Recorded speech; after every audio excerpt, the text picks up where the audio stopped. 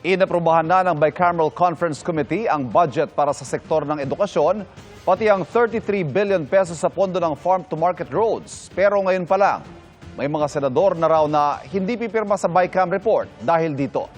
Nakatutok si Mav Gonzalez. Of course, nakita nyo, intense, maraming debate, maraming, even kami mga senator, hindi kami nagkakasunduan.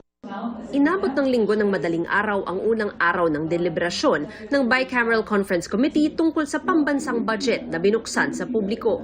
Lusot na sa Bicam ang 1 bilyong pisong panukalang pondo para sa Project NOAA.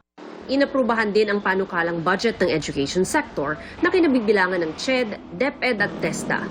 Nagkasundo rin ang mga mambabatas na ilagay sa budget ng CHED ang 2 bilyong pisong panukalang pondo para sa tulong-dunong program.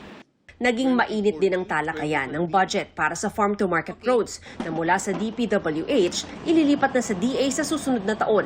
Ang nasa 16 billion pesos na pondo para dito sa 2026 NEP lumobo sa 33 billion pesos. Baka akalain ng tao na anuman ang pakitang taong kinakaltas sa DPWH ay ilalagay lang sa DA at mauuwi na naman sa FMR na hindi naman farm to market road, kundi farm to pocket road.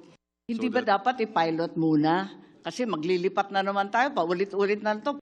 I'm willing to give DA the benefit of the doubt, but not with another 16 billion pesos.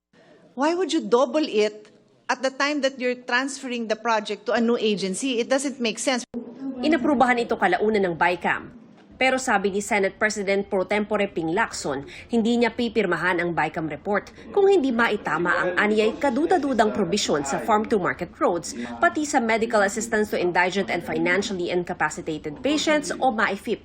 Itinaas kasi ang MAIFIP sa 51 billion pesos na hindi naman daw alinsunod sa Universal Healthcare Act.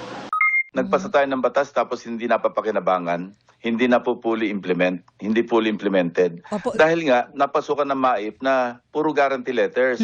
Driven to the politika ang karamihan. Second, yung 33 billion sa farm to market roads. Hindi pa nga humuhupa yung galit ng ating mga kababayan sa flood control projects na maanomalya. Naghahanap na naman kami ng batong ipupok sa ulo namin na ang pangalan ng bato, MAIF, at saka farm to market roads. Kung itutuloy pa rin yung 51 billion na MAIF, nagpasabi na ako sa aming chat group na sorry, hindi ako pipirma sa ratification pag ganyan.